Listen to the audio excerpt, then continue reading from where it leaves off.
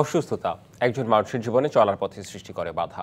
নিজের শারীরিক বা মানসিক অবস্থা বিবেচনায় সম্পূর্ণ সুস্থ থাকতে অনেকেই জানেন না তার কি করা উচিত। তাই স্বাস্থ্য বিষয়ক নানা সমস্যার পরামর্শ এবং সমাধানের পথ বাতলে দিতেই আমাদের সাপ্তাহিক আয়োজন হেলথ কেয়ার ডায়াগনস্টিক সেন্টার নিবেদিত স্বাস্থ্য কথা। প্রতি শুক্রবার এই অনুষ্ঠানে থাকে স্বাস্থ্য বিষয়ক নানা আলোচনায়। স্টুডিওতে থাকেন একজন বিশেষজ্ঞ চিকিৎসক।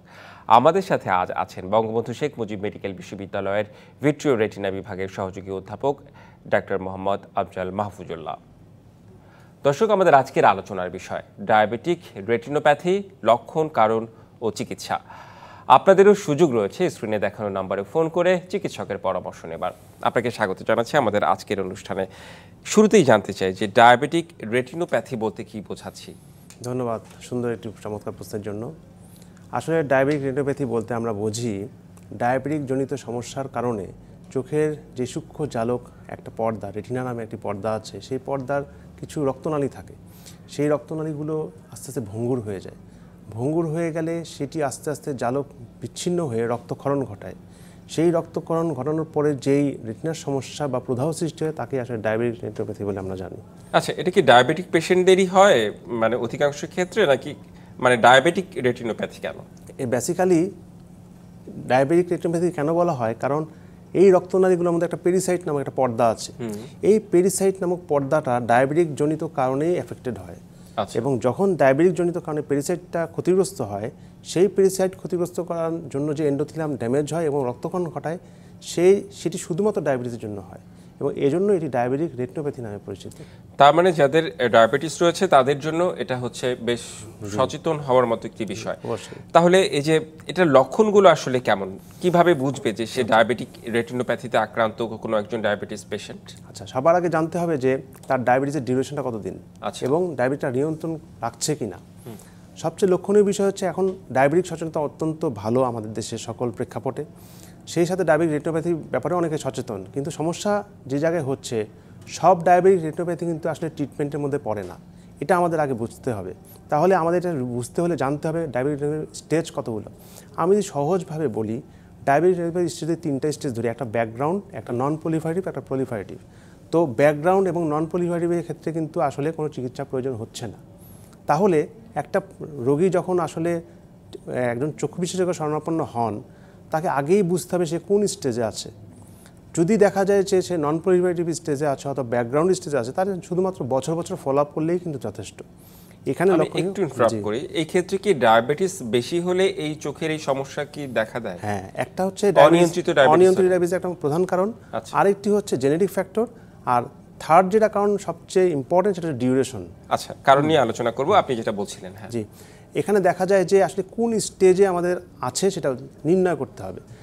বেশিরভাগ ক্ষেত্রেই রোগীরা ভাবে যে আমি যদি এখন ডায়াবেটিক আক্রান্ত হয়েছি, অলরেডি অনেক রকম সমস্যার সম্মুখীন, এখন যদি একজন চক্ষু বিশেষজ্ঞের কাছে যাই, তাহলে সে যদি পরীক্ষা করে আমাকে ডায়াবেটিক রেটিনোপ্যাথি বলে দেন, আমাকে তো চিকিৎসায় চলে যেতে হবে।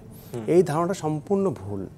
আপনাকে অবশ্যই সচেতন হতে হবে যে আপনি কোন স্টেজে আছেন। যদি আপনি নন প্রলিফারেটিভ স্টেজে থাকেন, দেখা যায় আমি 100 জন, আমি সহজে যদি বুঝাই, আমি 100 জন ডায়াবেটিক রোগীদের চোখ পরীক্ষা করলাম। আপনি 3টি স্টেজের কথা বলেন। প্রথম স্টেজের আসলে পেশেন্ট কেমন অনুভব করবে? এটা পেশেন্টের কোনো সিমটমই থাকবে না, কোনো সিমটম থাকবে না। এবং নন প্রলিফারেটিভ স্টেজেও কোনো সিমটম থাকবে না যদি ম্যাকুলার এডিমা না হয়। শুধুমাত্র প্রলিফারেটিভ স্টেজের ক্ষেত্রে যদি ম্যাকুলার এডিমা হয় তাহলে সে একটু ঝাপসা দেখবে। নন প্রলিফারেটিভ স্টেজে যদি ম্যাকুলার এডিমা হয় সে ঝাপসা দেখবে, ব্যাকগ্রাউন্ডে কিন্তু কোনো ঝাপসাও দেখবে না। তাহলে এখানে গুরুত্বপূর্ণ বিষয় এই জন্য যে নন প্রলিফারেটিভ স্টেজ এবং ব্যাকগ্রাউন্ড স্টেজে কিন্তু বুঝবেই না যে তার ডায়াবেটিক রেটিনোপ্যাথি হয়েছে। সুতরাং এই জন্য আমাদের স্ক্রিনটা জরুরি যে আসলে তার ডায়াবেটিক রেটিনোপ্যাথি আছে কিনা, থাকলে কোন স্টেজ সেটা নির্ণয় করার জন্য আমাদের আসলে একজন চক্ষু বিশেষজ্ঞ শরণাপন্ন হওয়া জরুরি ডায়াবেটিক রোগীদের ক্ষেত্রে। এখানে আমি এক লক্ষণীয় বিষয় আমি যদি বলি যে সহজ বাংলায় 100 জন রোগীকে যদি আমি দেখি, এখানে দেখা যায় 20 জন পেলাম ডায়াবেটিক রেটিনোপ্যাথি। এই 20 জনের মধ্যে কিন্তু আরও পরীক্ষা যদি সূক্ষ্মভাবে দেখি, এই 20 জনের মধ্যে ডায়াবেটিক স্টেজ কিন্তু থাকবে নন প্রলিফারেটিভ অথবা ব্যাকগ্রাউন্ড, আর বাকি 80 জনই কিন্তু ভালো। এই 20 জনের মধ্যে কিন্তু 5 জন দেখা যাবে প্রলিফারেটিভ পাচ্ছি। তার মধ্যে এই 5 জনকে কিন্তু ট্রিটমেন্টের আন্ডারে আনতে হবে। সুতরাং 100 জনকে নিয়ে কিন্তু আমাদের মাথা ব্যথা নয়, আমাদের মাথা ব্যথা হচ্ছে এই 5 জনকে নিয়ে। এই 5 জন যাতে খারাপের দিকে না যায়, এই জন্যই কিন্তু আমার 100 জনকে পরীক্ষা করতে হচ্ছে। খারাপের দিকে গেলে কি মানে অন্ধত্ব বরণ করতে হয় এমনও? হ্যাঁ, এটা আরেকটি গুরুত্বপূর্ণ বিষয় হচ্ছে কি যে ডায়াবেটিক রেটিনোপ্যাথি কেন আমরা এত স্ক্রিনিংয়ে জোর দিচ্ছি, কারণ এই 5 জন যে বললাম প্রলিফারেটিভ আমরা ধরে ফেললাম, এই প্রলিফারেটিভ যদি আমি ধরে ফেলতে পারি, তাদেরকে কিন্তু ইনজেকশন অথবা লেজারের মাধ্যমে আমি ট্রিটমেন্ট করে ফেলতে পারতেছি। যদি এই 5 জনকে আমরা ছেড়ে দেই, পরবর্তী সে অ্যাডভান্স স্টেজে চলে যাবে। এই অ্যাডভান্স স্টেজে চলে গেলে কিন্তু ইনজেকশন বা লেজার কোনো কাজ করে না, তখন কিন্তু অপারেশনের মাধ্যমে রেটিনা জোড়া লাগাতে হয় এবং এটা একটা দীর্ঘসূত্রিতার মধ্যে পড়ে যায়। বেশিরভাগ ক্ষেত্রে আমরা ওটা অ্যাভয়েড করতেই আমরা কিন্তু স্ক্রিনিংয়ে জোরদার করছি, যে আমি যদি 100 জনকে স্ক্রিনিং করি, 5 জনকে বেছে যদি লেজার করে দিই, সারা জীবন কিন্তু তার আর কোনো ট্রিটমেন্ট লাগে না। এটা একটা গুরুত্বপূর্ণ বিষয়। তাহলে সবারই সচেতন হওয়া উচিত, বিশেষ করে যাদের ডায়াবেটিক রয়েছে। আরেকটি বিষয় জানতে চাই, একটু কারণগুলো জানতে চাই। উল্লেখযোগ্য আপনি বললেন যে জেনেটিক কারণ হতে পারে, ডায়াবেটিস, অনিয়ন্ত্রিত ডায়াবেটিস, আর কি কি কারণ থাকতে পারে? যেমন প্রথম ভূমিকা হচ্ছে আমাদের খেয়াল রাখতে হবে যে আমাদের খাদ্যাভ্যাসটা কেমন। আচ্ছা, খাদ্যাভ্যাসটা যদি আমাদের প্রপার ডায়েট হয় এবং আমাদের যদি মুভমেন্টটা ভালো হয়, যেমন সেডেন্টারি ওয়ার্কার তো এখন বেশিরভাগ সময় সবাই হয়ে যাচ্ছে, আমাদের হতে হবে একটু অ্যাক্টিভ হতে হবে, হাঁটাচলা বাড়াতে হবে, ডায়েটটা ঠিক রাখতে হবে, খাবার দাবার বেছে খেতে হবে, জাঙ্ক ফুড এবং বাইরের প্রসেস ফুড মানে অ্যাভয়েড করতে হবে। সাথে আমাদের যেগুলো নিয়ন্ত্রণ করা সম্ভব সেগুলোকে আমাদের নিয়ন্ত্রণ করে চলতে হবে, যেমন ফুড হ্যাবিট এবং ডায়েটারি হ্যাবিট এবং হাঁটাচলা, মুভমেন্ট, ওয়াকিং, এসব এক্সারসাইজ। অর্থাৎ ডায়াবেটিসকে নিয়ন্ত্রণের জন্য এসব জরুরি। আর কিছু কিছু আছে আমরা আসলে পারবো না নিয়ন্ত্রণ, যেমন জেনেটিক ফ্যাক্টরটা আমরা চেঞ্জ করতে পারবো না। আরেকটু হচ্ছে ডিউরেশনটা আমরা চেঞ্জ করতে পারবো না। দেখা যায় অনেকে অনেক দিন ধরে ডায়াবেটিস, দেখা যায় 30 বছর ধরে ডায়াবেটিস, তার ডায়াবেটিস হয়নি, হ্যাঁ, অথবা হইলেও নন প্রলিফারেটিভ ডিজিজে কোনো ট্রিটমেন্ট লাগতেছে না। আবার কিছু দেখা যাচ্ছে যে অনেক কম বয়সে 30 বছর ডায়াবেটিস হয়ে গেছে, কিন্তু তার রেটিনোপ্যাথি খুব তাড়াতাড়ি ডেভেলপ করেছে, 5 বছরের মধ্যে ডেভেলপ করে গেছে, কারণ তার জেনেটিক ফ্যাক্টরটা এখানে রিলেটেড। কিছু কিছু জেনেটিক সিগন্যাল থাকে যেগুলো ডায়াবেটিক রেটিনোপ্যাথি ত্বরান্বিত করে। আচ্ছা, এই ডায়াবেটিক রেটিনোপ্যাথি আসলে মূলত ব্রেইনে কিংবা চোখে আসলে প্রবলেমটা কোথায় হয়, যে কারণে আসলে মানুষ ধীরে ধীরে দৃষ্টিশক্তি হারিয়ে ফেলে? আচ্ছা, এখানে মেইন এফেকশনটা হয় হচ্ছে রেটিনাতে। কারণ রেটিনা আমরা খেয়াল করবো যে ডায়াবেটিসে কোথায় কোথায় এফেক্ট করে। আমি যদি সহজে বলি, যেখানে ব্লাড ভেসেল বেশি সেখানে ডায়াবেটিস এফেক্ট করে। একটা হচ্ছে কিডনি, রক্তজালকের পরিমাণ অনেক বেশি। একটা হচ্ছে ব্রেইন, এখানেও রক্তজালকের পরিমাণ বেশি। আর একটা হচ্ছে চোখ, যেখানে রেটিনা, রক্তজালকের পরিমাণ অনেক বেশি। এই 3টা জায়গায় ডায়াবেটিক হিট করে। কেন হিট করে ওই বলেছিলাম, পেরিসাইটকে এফেক্ট করে, এন্ডোথেলিয়াম ড্যামেজ করে, ওখান থেকে রক্তনালী লিক করে ফেলে এবং ওই লিক রক্তটাই পরবর্তীতে রেটিনোপ্যাথিতে টার্ন নেয়। যদি আমি চোখেই থাকি, এই চোখের রেটিনা একটা সূক্ষ্ম পর্দা, এই পর্দাটা করে কি, এই আলোক সংবেদনকে নিউরোসেন্সরি রেটিনাতে রূপান্তরিত করে ব্রেনে পাঠায়। তো ও করে কি, এই ব্রেনে পাঠানোতে বাধা দিয়ে দেয়, তখনই দৃষ্টিশক্তি ব্যাঘাত ঘটে যায়। আচ্ছা, এই প্রসঙ্গে আরো আলোচনা করবো। একজন দর্শক রয়েছে ফোনে, আমরা একটু ফোনটি নিয়ে আসতে চাই। দর্শক কোত্থেকে বলছেন, আপনার পরিচয় দিয়ে আপনার প্রশ্নটি করতে পারেন। হ্যালো, আসসালামু আলাইকুম। ওয়ালাইকুম আসসালাম। আমি রাজশাহীর পুটিয়া থানা থেকে ছোটমটিয়া গ্রাম থেকে আরিফ বলছিলাম। জি, মানে আমার সমস্যাটা হচ্ছে, মানে চোখে ঝাপসা দেখতে পাই মাঝে মধ্যে। এখন ডায়াবেটিস পরীক্ষা করতেছি, মানে ধরা পড়তেছে না, বলতেছি ডাক্তার বলতেছে নিয়ন্ত্রণ আছে, কিন্তু চোখে ঝাপসা দেখতেছি সময় সময়, মানে সব সময় না, কিন্তু সময় সময়। দুটো জিনিস বলবেন, বয়সটা আর কতদিন ধরে ডায়াবেটিস হয়েছে আপনার? মোটামুটি 1-1 বছর, আর 24 বছর বয়স আমার। 24 বছর, আচ্ছা। আর কতদিন ধরে ডায়াবেটিস? আপনার কি ডায়াবেটিস আদৌ আছে, নাকি হচ্ছে ডায়াবেটিস থেকে নিয়ন্ত্রিত আপনার ডায়াবেটিস? ডায়াবেটিস মানে নিয়ন্ত্রিত আর কি। আচ্ছা, ডায়াবেটিস আছে, কিন্তু তাহলে আপনাকে যেটা খেয়াল করতে হবে, আপনার যেহেতু ডায়াবেটিস আছে এবং আপনার বয়সটা অনেক কম, আপনাদের যেটা খেয়াল করতে হবে যে আপনার ডায়াবেটিস সবসময় নিয়ন্ত্রণ থাকে, নাকি হঠাৎ করে দেখা যায় 15 হয়ে যাচ্ছে, 16 হয়ে যাচ্ছে, আবার এটাকে নিয়ন্ত্রণ করে 8-এ নিয়ে আসতেছেন, 7-এ নিয়ে আসতেছেন, এরকম হচ্ছে কিনা, এটা প্রথম লক্ষণীয় বিষয়। কারণ আপনার যে বয়স, তাতে ডায়াবেটিক তারতম্য হতেই পারে। তবে এখান থেকে লক্ষণীয় বিষয় হচ্ছে, আপনার ডায়াবেটিস যদি হঠাৎ করে উঠানামা করে, তখন দেখা যায় যে লেন্সের মধ্যে পানি জমে। এটা কিন্তু আরেকটি বিষয়।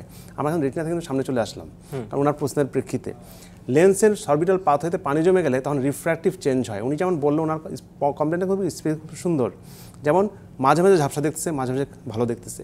এটার প্রধান কারণ হচ্ছে লেন্সের সরবিটাল পাথ হতে পানি জমে যাচ্ছে। যখন লেন্সে পানি জমে, তখন হাইপারমেট্রোপিক শিফট হয়। যেমন আমরা মাইনাস পাওয়ার প্লাস পাওয়ার বলি, উনি হঠাৎ করে প্লাস পাওয়ারে চলে যান, এবং এই যখনই ডায়াবেটিস আবার কমে যায়, তখন আবার 0 পাওয়ারে চলে আসে। এই জন্য এটা সমাধানটা হচ্ছে কি, ডায়াবেটিসটা একটা লেভেলে কন্ট্রোল করতে হবে। যদি একটা লেভেলে কন্ট্রোল করে, তাহলে ওনার এই সমস্যা কিন্তু চলে যাবে, ওনারটা কিন্তু ট্রিটমেন্ট লাগবে না। শুধুমাত্র ডায়াবেটিসটা সুন্দর করে কন্ট্রোল করলেই ওনার এই ঝাপসা আসা যাওয়াটা চলে যাবে। উনি বলছিল যে ওনার ডায়াবেটিস নিয়ন্ত্রিত, হয়তো কখনো উঠানামা করে, যেমন যখনই একটু 5-6 ডিফারেন্স হবে, তখনই লেন্সের সরবিটাল পাথ হতে ডিফারেন্স হবে। আর আমি আরেকটা যেটা বলছিলাম, ম্যাকুলোপ্যাথি, ওই ম্যাকুলোপ্যাথি কিন্তু ভালো হবে না। উনি যে বললো ভালো হয়ে যাচ্ছে, আবার ঝাপসা হচ্ছে, একবার যদি ম্যাকুলোপ্যাথি ডেভেলপ করে, ওটা কিন্তু আসলে চোখে ইঞ্জেকশনের মাধ্যমে এই পানিটা কমাইতে হবে। উনি যেহেতু কমপ্লেনটা করছে ভালো হয়ে যায়, সেহেতু ভালো হয়ে যাওয়া একটাই পসিবল, লেন্সের সার্ভিটাল পাথওয়েতে পানি জমে। তাহলে ওনার করণীয়টা এখন কি? করণীয় হচ্ছে একদম ডায়াবেটোলজিস্টের শরণাপন্ন হবেন, HbA1cটা দেখবে যে ওনার 6 মাসের মধ্যে ডায়াবেটিকের তারতম্য কতটুকু হচ্ছে, 6 এর নিচে থাকতেছে কিনা, এটা একটু দেখে নেবে। আচ্ছা, এই ধরনের যারা হচ্ছে ওনার বয়সও অল্প, ডায়াবেটিক রেটিনোপ্যাথি আছে কিনা তার কি টেস্ট করা উচিত? কিংবা এটা অবশ্যই দেখতে হবে, কারণ কম বয়স্ক জুভেনাইল ডায়াবেটিক রেটিনোপ্যাথির পরিমাণ খুবই বেশি এখন, এবং এটা খুবই ডেঞ্জারাস, এবং এটা কিন্তু প্রোগ্রেশনটা খুব বেশি হয়। আমরা ইনজেকশন লেজার দিয়েও কিন্তু এটাকে প্রতিহত করতে অনেক সময় মানে আমাদের কষ্ট হয়ে যায়। যাদের কম বয়স, 40-এর কম তাদের কিন্তু আমরা ডায়াবেটিস ডিটেক্ট করার পরেও ইনজেকশন লেজার করেও কিন্তু অ্যাড লেজার লাগে, কারণ তাদের প্রবণতা অনেক বেশি থাকে। আর উনি তো যেই বয়স বলেছেন, ওনারটা আসলে প্রতি বছরে একবার করে ডায়াবেটিক রেটিনোপ্যাথি ফান্ডোস্কোপি করা উচিত একজন চক্ষু বিশেষজ্ঞ দ্বারা। আমরা কি বিরতিতে যেতে হবে? আমাদের বিরতির পর ফিরে এসে চোখ নিয়ে আরো অনেক প্রশ্ন রয়েছে আমার, সেসব প্রসঙ্গে আমরা আলোচনা করতে চাই। দর্শক, বিরতি নিচ্ছে ডিবিসি নিউজের সাপ্তাহিক আয়োজন হেলথ কেয়ার ডায়াগনস্টিক সেন্টার নিবেদিত স্বাস্থ্য কথায়, সঙ্গেই থাকুন।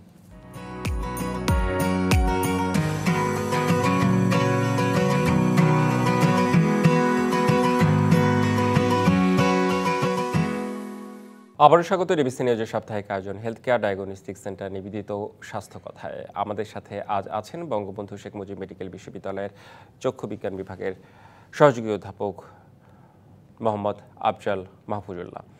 আমাদের আজকের আলোচনার বিষয় ডায়াবেটিক রেটিনোপ্যাথি, লক্ষণ, কারণ ও চিকিৎসা।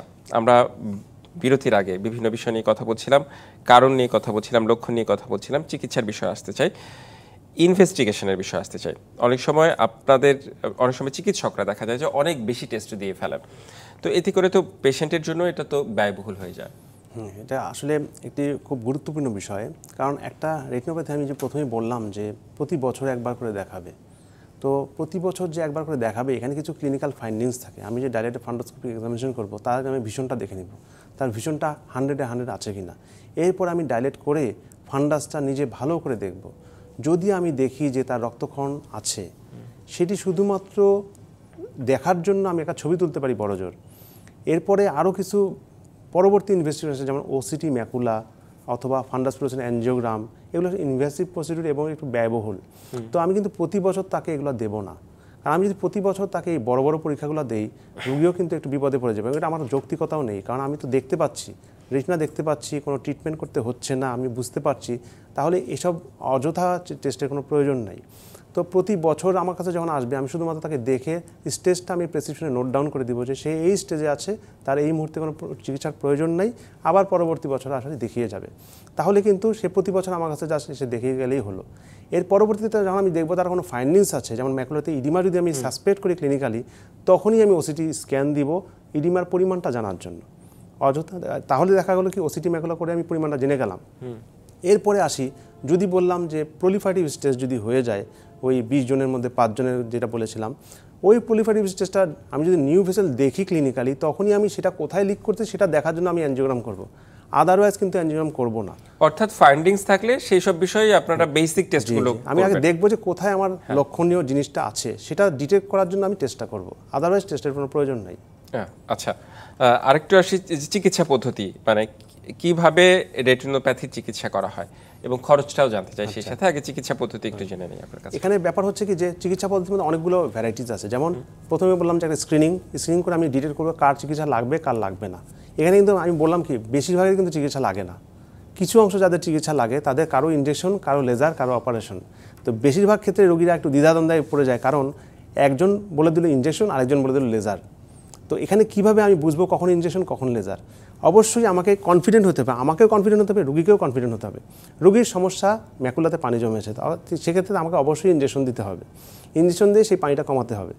এরপরে আসি কখন লেজার, যখন নতুন রক্তনালী তৈরি হবে, রক্ত লিক করবে, সেই লিকটাকে বন্ধ করতে আমার লেজার করতে হবে, এটা গোল্ড স্ট্যান্ডার্ড। তো এখানে কোনো দ্বিধাদ্বন্দ্ব নাই, এখানে লেজারই লাগবে। তো এখানে লেজার লাগবে, রুগীকেও কনফিডেন্ট হতে হবে, আমাকেও কনফিডেন্ট হতে হবে। আবার কখন ইনজেকশন, ম্যাকুলাতে পানি জমছে, সে ঝাপসা দেখছে, তখনই ইনজেকশন লাগবে, সেক্ষেত্রে কিন্তু লেজার কাজ করবে না। আবার বলি, যদি দেখা যায় রুগী কোনোটাই করলো না, অ্যাডভান্স স্টেজে চলে গেল, তখন কিন্তু লেজার ইনজেকশন কোনোটাই কাজ করবে না, তখন অপারেশন। আচ্ছা, মানে অপারেশনের পর হচ্ছে কি পেশেন্ট আগের মতো ভালো দেখতে পারবে? এখানে ব্যাপার হচ্ছে কি যে অপারেশনটাও করতে হবে, কিন্তু যখন অপারেশনের সময় তখনই, দেরি করে ফেললে কিন্তু অপারেশনেও তেমন একটা সুফল পাওয়া যাবে না। তবে আর্লি স্টেজে যদি আমি অপারেশন করতে পারি সেক্ষেত্রে কিন্তু রোগীর 90 থেকে 95% দৃষ্টি ফিরিয়ে আনা সম্ভব। মানে আর্লি স্টেজ যখন অপারেশন প্রয়োজন, দেখা যায় আমি অ্যাডভাইস করলাম, সে আবার 1 বছর পর আসলো, তখন কিন্তু আসলে আর স্টেজ থাকে না। আচ্ছা, খরচটা একটু কেমন, লেজার কিংবা ইনজেকশন কিংবা এখানে প্রথমে বলি একটা ডায়াবেটিক রেটিনোপ্যাথি যখন আক্রান্ত হয়ে যায় তখন সে একটু ভয় পেয়ে যায়, কারণ খরচটাও কিন্তু একটা বার্ডেন হয়ে ইস্যু হয়ে দাঁড়ায়। এখন আমি প্রথমেই খরচটা কীভাবে কমাতে পারি, আমাকে প্রথমেই দেখতে হবে আমি ক্লিনিক্যাল যখন দেখব তাকে কিন্তু যেই টেস্টটা প্রয়োজন ক্লিনিক্যালের ডিটেক্ট করার জন্য সেই টেস্টটাই আমি দিব। যদি দেখা যায় নন প্রলিফেরেটিভ স্টেজ, আমি কোনো টেস্টই দিব না। যখন দিব নন প্রলিফেরেটিভ স্টেজ ম্যাকুলার ইডিমা, তখন আমি ওসিটি ম্যাকুলা দিব। যখন প্রলিফেরেটিভ তখন আমি অ্যাঞ্জিওগ্রাম দিব।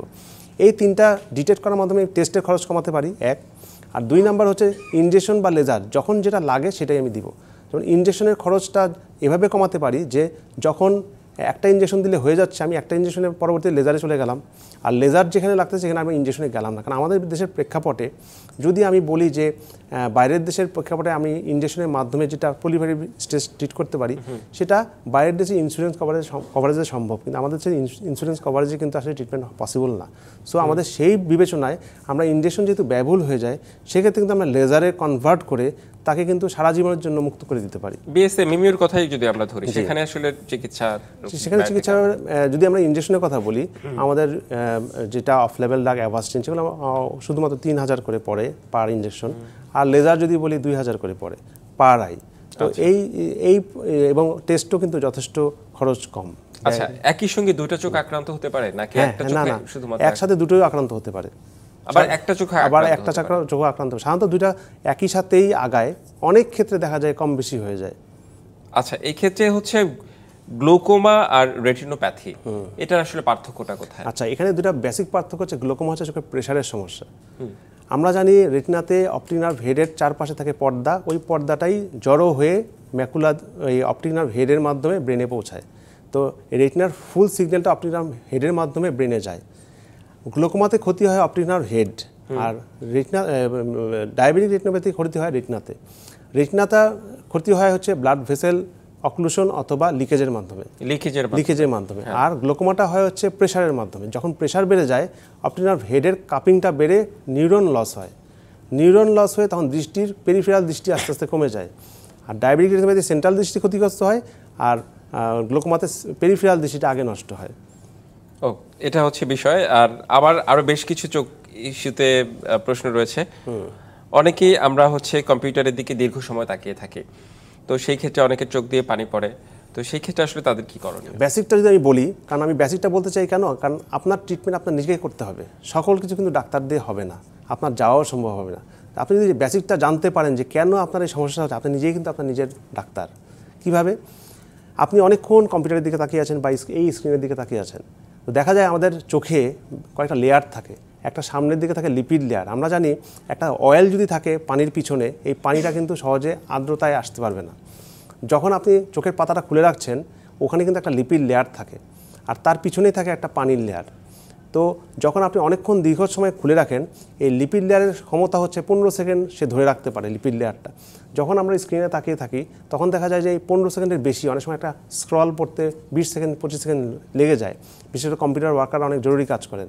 তখন 15 সেকেন্ডের বেশি হলে লিপিড লেয়ারটা কেটে যায়। কেটে গেলেই হয় কি, তখন পিছনের যেটা করণীয়টা কি, ওয়াটার লেয়ারটা খুলে যায়। যদি এরকম খুলে যায় তখন দেখা যায় ড্রাই হয়ে যায়। এখানে করণীয় হচ্ছে যে আমি বেসিকটা এই জন্য বললাম যে এই লিপিড লেয়ারটা যাতে ভাঙতে না পারে সেজন্য আপনার পাতা ফেলতে হবে বেশি, মানে 15 সেকেন্ডে চোখের পাতা একবার ফেলতে হবে, কিংবা দৃষ্টি অন্যদিকে একটু সরায়। হ্যাঁ, দৃষ্টি অন্যদিকে নিতে পারেন, কিন্তু পাতাটা 15 সেকেন্ডে একবার ফেলতে হবে। জি, ফেললে হবে কি আপনার লিপিড লেয়ারটা ক্ষতিগ্রস্ত হবে না। জি, আপনাকে অনেক ধন্যবাদ আমাদের আজকের অনুষ্ঠানে যুক্ত হওয়ার জন্য এবং পরামর্শ দেওয়ার জন্য। আপনাকে ধন্যবাদ। জি, দর্শক, হেলথ কেয়ার ডায়াগনস্টিক সেন্টার নিবেদিত স্বাস্থ্য কথা এই ছিল আমাদের আজকের আয়োজন। সঙ্গেই থাকুন।